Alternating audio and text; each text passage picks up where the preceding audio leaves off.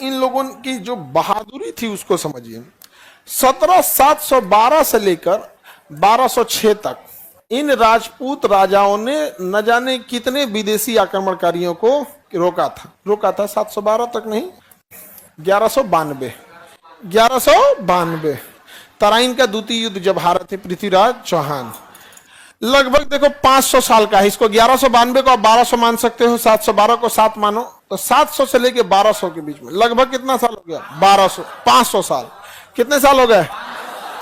500 सालों तक इन राजपूत शासकों ने एक भी विदेशी आक्रमणकारी को भारत के अंदर प्रवेश नहीं करने दी।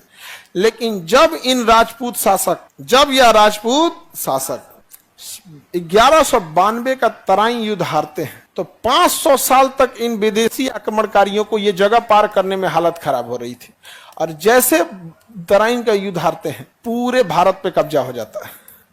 यानी यह दिख जरूर रहा था छोटा, लेकिन 500 सालों तक रोक के रखा था। 500 सालों तक इनका किला गिरते पूरे भारत पर कब्जा हो गया विदेशी आक्रमणकारियों, पूरे भारत। तो बड़ा बलिदान दिया इन लोगों ने। एक बड़ा कारण है राजपूतों की जनसंख्या कम होने का कि तो आधा से ज्यादा तो शहीद हो गए। एक बड़ा कारण है इनकी संख्या ज्यादा न होने का कि न जाने कितनी राजपूत छतरानियों ने जौहर कर दिया।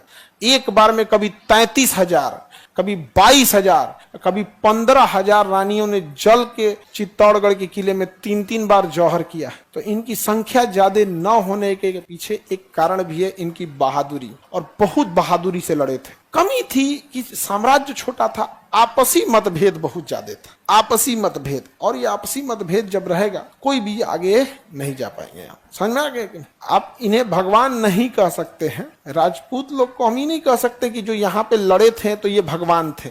लेकिन ये इतने बहादुर थे कि इनके वजह से बहुत सारे भगवान बचे हुए हैं।